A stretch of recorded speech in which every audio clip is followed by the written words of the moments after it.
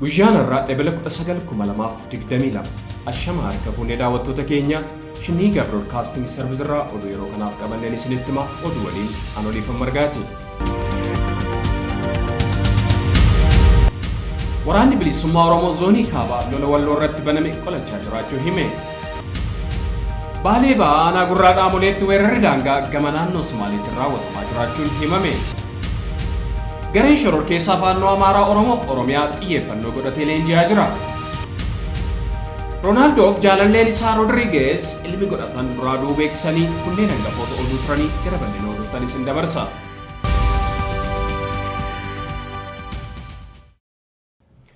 Waraanni bilisummaa Oromoo zoonii kaabaa lola walloo irratti baname qolachaa jiraachuu hime. Lola faannoon Amaaraaf humna addaa naannoo Affaar akka haaraatti lola qindaa'aa Oromoo walloo irratti guyyaa dheengaddaa bananiin lubbuun namoota nagaa hedduun kan darbe yoo ta'u, akkasuma manneen hedduun barbadaa'uu fi manneen amantaa akka masgiidaaf waldaa kiristaanaa gubachuu gabaafnee turre. Akkasuma ijaarsa waldaa kiristaanaaf dhagaa bu'uuraa waldoota Finfinneen kaa'ames faannoon Amaaraa buqqisuun caccabsuudha kan dhaga'ame. Namoonni haleellaa humnoonni badii kun raawwatanii rukutamanii akka malee miidhaman illee mana yaalaa akka hin geeffamneef dhorkamanii jiraachuudha maddeen garasii Shinnigaa himaa kan jiran. Haleellaa uummata Oromoo walloo irratti baname kana uummata irraa qolachuudhaaf waraanni bilisummaa Oromoo bakkoota humnoonni badii kunneen haleellaa uummata nagaa irratti raawwachaa jiranitti tarkaanfii qolannaa fudhachaa jiraachuun baramee jira. Yeroo ammaa Jillee Dhummuugaa keessatti lola geggeeffamaa jiruun waraanni bilisummaa Oromoo haleellaa jajjabaa raawwachuun magaalaa Zuuxii seenuun to'atee jiraachuu ifoomseera. Akkasuma karri walloo seensisuun waraana bilisummaa Oromoo zoonii kaabaa harka jiraachuunis beekamee jira. Sa'a oduu kana qindeessaa jirrutti karaa Jillee Dhummuugaa dabalatee karaa baatee burqaatiin weerartoota Affaariinis lolli banamee jiraachuu jiraattonni Shinnigaa himanii jiru. Waraanni bilisummaa Oromoo weerara uummata walloo irratti baname kana ilaalchisuun tarkaanfii fudhachaa jiraachuu beeksisee uummanni ajaja fudhatee waraana isaa cina akka dhaabatuuf waamicha taasisee jira.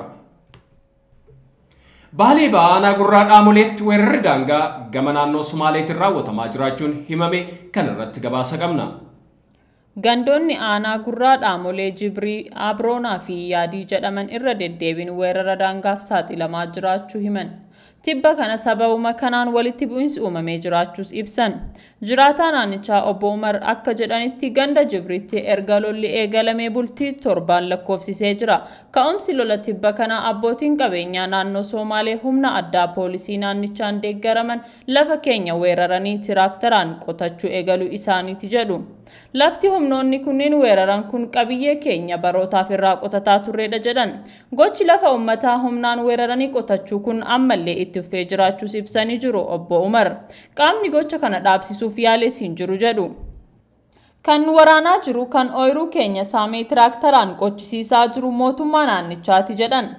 Hawaasa horsiifatee bulaa naannoo Somaalee waliin nagaan kan waliin jiraatan ta'uu ibsuun ammas kan nu weeraraa jiru qaama mootummaatii fi abbootii qabeenyaa isaanii malee hawaasa tikfatee buluu waliin nagaa qabna jedhan maddi odeeffannoo keenya.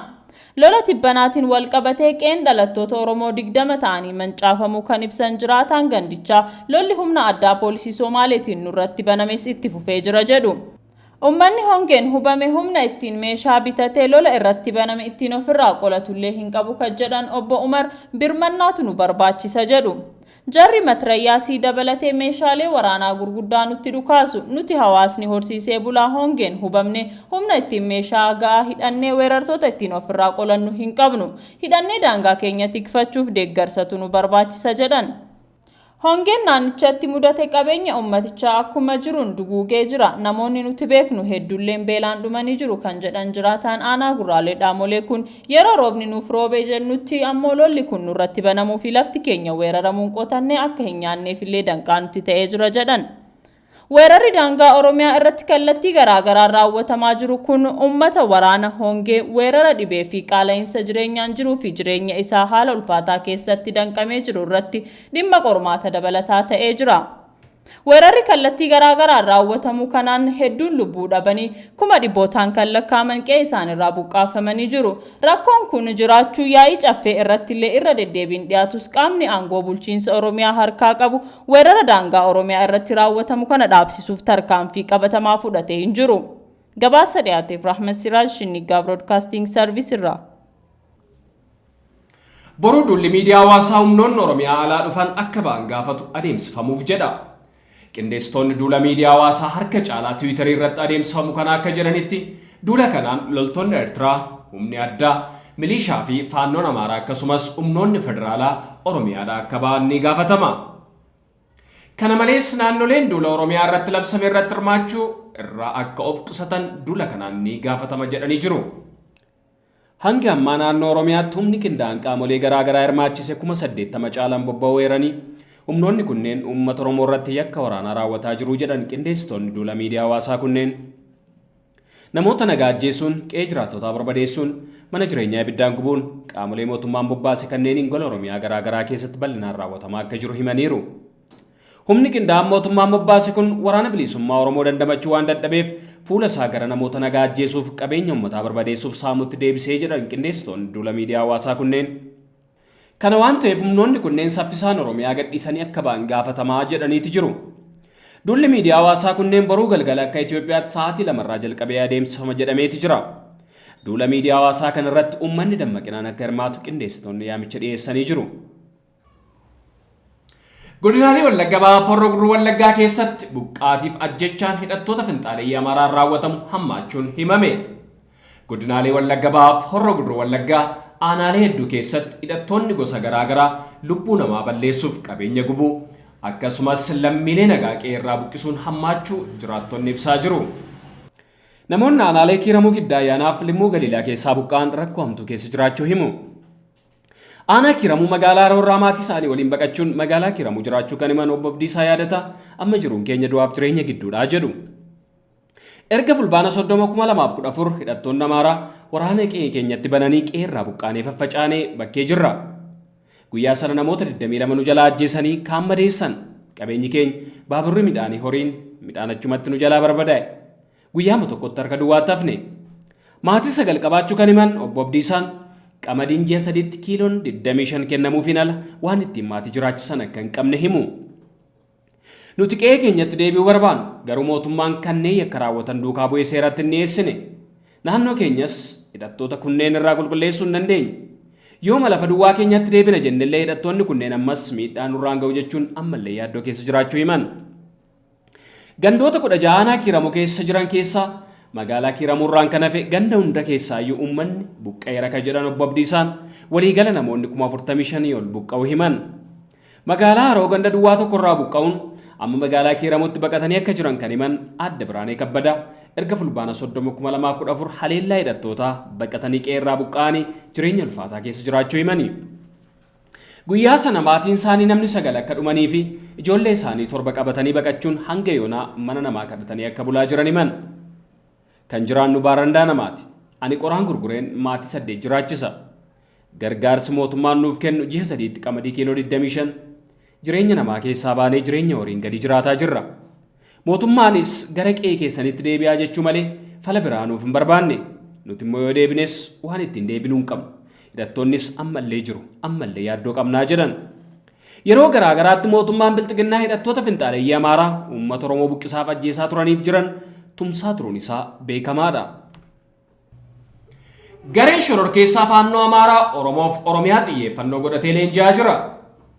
Humni shororkeessaa Amaaraa faannoon naannoo Amaaraa gama ba'aatti qofa humna 100,000 caalaa leenjisee hidhachiisee akka bobbaase beeksise.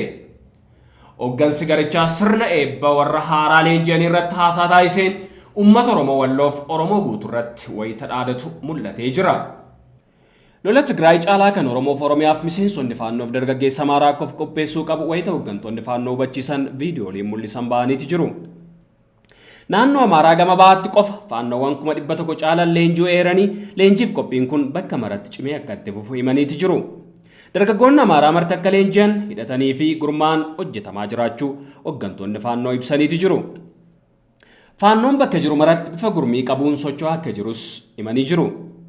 Dureeyyiin Amaaraa immoo humna kana qabeenyaan tumsuu akka itti fufuu qabanis hooggansi faannoo hubachiiseeti jira. Qondaalonni Amaaraa hedduunis amma dura faannoo wayita faarsan dhaga'amaa ture. Humni shororkeessaa faannoon tibba kana uummata Oromoo Walloo irratti waraana banee akka jiru jiraattonni himaniiti jiru. Humni shororkeessaa faannoo kun godinaalee Wallaggaa keessattis aanaalee hedduu weeraree kan jiru yommuu ta'u, godinaalee Shawaa Kaabaaf Shawaa Bahaattis bakka hedduu weeraree jira. ኦሮሚያ keessa bakkeewwan biroottis of gurmeessee hidhannoo jajjabaan uummata leelaa akka jiru shinnigaan irra deddeebiin gabaasaa ture. Humni shororkeessaa faannoon bakkeewwan qabatetti namoota nagaa ajjeesaa fi qabeenya uummataa barbadeessaa akka jiru jiraattonni godinaalee Oromiyaa garaagaraa irra deddeebiin komataa turan. Mootummaan Oromiyaa humna kanatti dhaadatus tarkaanfii wayituu akkam fudhanne himameeti jira. ገዚው ደዌ ሐራ ያለ ጥላት አለ ግንባሩስ ኮምቦልቻ ጎበዝ ግንባሩ ኮምቦልቻ ነው ለትነቃ ይገባል የለየለት ጥላታው ፊት ለፊት አለ መንግስት በአደባባይ አሸባሪ ብሎ ያወጀለት ሁላችንም ተረባርበን የምንዋጋው ነገር ግን በዚህ በኩል በቅርብ ርቀት በ20 በ30 ኪሎ ሜትር ከኮምቦልቻ ከተማ ርቀት ላይ ቤትም ንብረትም ሕፃንም አዋቂም የተማረ ያልተማረ እንስሳት ሁሉ የማይቀረው የዶግ አመድ የሚያደርግ እዚያ አፍንጫችን ላይ አለ። ይሄንን ለመታገል ኮምቦልቻ ነቅተ መጠበቅ መቻል አለብህ።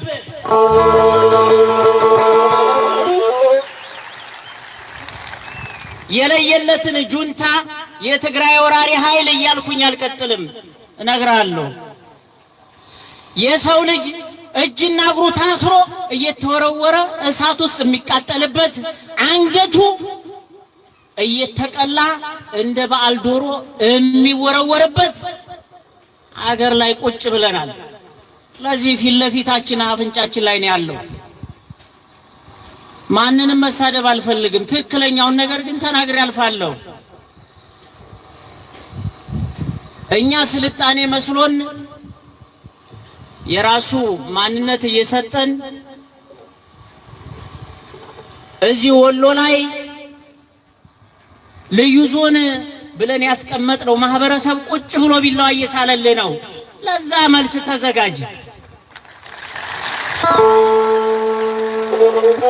አማራ በተወለደባት ምድር ላይ ከሚሴ ላይ አማራ እንደ ገለልተኛ ወለጋ ምናምን መሄድ አያስፈልግም።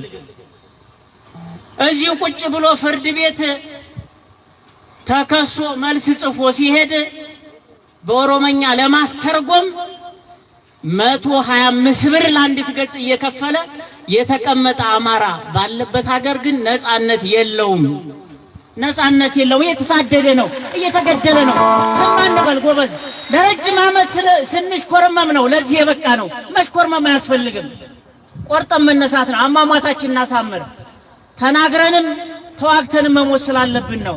ስለዚህ በተለይ እንዳለመታደል ሆኖ ይሄ ደቡብ ወሎ ላይ ያለ አመራር አብዛኛውን ብናገርም የተወሰነ ለአማራ ሕዝብ የሚያስብ አለ። ኮምቦልቻና ደሴ እኮ ጎበዝ ያኔ ጥቅምት 11 ቀን ቦሩ ስላሴ በውጫሌ በማርዬ አድርጎ ታች በዋሄሎ ተወለደሬን አርጎ ቦሩ ስላሴ ብቅ ብሎ ደሴ ከተማን ምንም ንብረት ሳይንቀሳቀስ ሳይወጣ በአንድ ጀንበር ብቻ ያለ አንድ ጥይት ተኩስ ሊገባ ሲል የደሴ ከተማ ወጣት በጀሌ ተሰልፎ ወጥቶ የጥይት ራት ሆኗል። በጣም ብዙ ትጥቅ ግን ደሴ ከተማ ውስጥ ሚሊሻ ጽሕፈት ቤት ነበረ።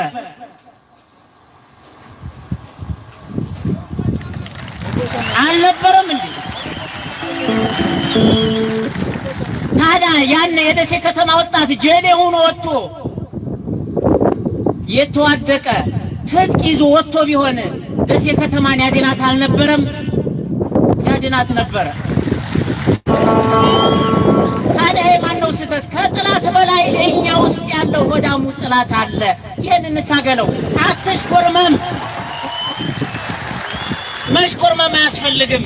ስንሽኮርመም ነው ድሮም በህወሓት ተለጥፈን አሁንም ደግሞ ብልጽግና ብሎ በመጣው አማራን በአደባባይ በሚያስገድለው እየተሽኮረመምን ህዝብን እንዳናስበላ ንቃ ብሎ አርመሪ ወዳጆ መቃት አለብን። Lammiileen Itoophiyaa Raashiyaaf loluuf imbasii Raashiyaa Finfinnee dura jirutti galmaa'uuf hiriiraan mul'atanii jiru. Waraana Raashiyaa Yuukireen irratti bante deeggaruun lammiileen Itoophiyaa hedduun Raashiyaa bira dhaabannee loluu feena jedhan guyyaa wixataa imbasii Finfinnee jiru bira hiriiranii mul'ataniiru. Guyyaa har'aas achitti argamu isaanii maddeen shinnigaaf ifoomsanii jiru. Haa ta'u malee imbasiin Raashiyaa Finfinnee keessatti argamu loltoota Itoophiyaa Raashiyaaf lolan galmeessuuf karoora akka hin qabne wixata himee ture. Imbasii Yuukireen Finfinnee jiru gama isaan ibsa wixata baaseen namuu Raashiyaan akka sobdu beekaa jedhe. Dabaluunis wayita dargaggoota Itoophiyaa qacaruuf yaalan kanatti hanga Ebila 18/2022 weerartoonni Raashiyaa 20 ta'an du'uu isaanii hin himan jechuun biyyattii qeeqxe. Erga Raashiyaa Yuukireen weerartee booda keessumaa giddugala bahaarraa loltoota lolchiisuuf galmeessaa jirti jechuun biyyoonni lixaa himataa turan. Gara oduu biyya alaatti yeroon isin dabarsu Roonaaldoo fi jaalalleen isaa Roodirigeez ilmi godhatan duraa du'uu beeksisan. Taphataan Manchester United Cristiano Ronaldo fi jaalalleen isaa Georgina Roodirigeez ilmi godhatan duraa darbuu beeksisan. Taphataan lammii Poorchugaal ganna 37 fi Roodirigeez ganna 28 ijoollee lakkuu eegaa turan.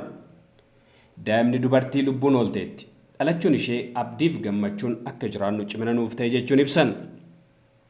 Ilmi dhiiraa keenya ati qulqulluu keenya. Yeroo hunda si jaallanna jechuun barreessan. Ibsa miidiyaa hawaasummaa gubbaa baasaniin ilmi keenya dhiiraa deebi'uu isaa yeroo ibsinu gadda guddaan isa dhabuu keenyatti guddaa miidhamneerraa jechuun ibsan.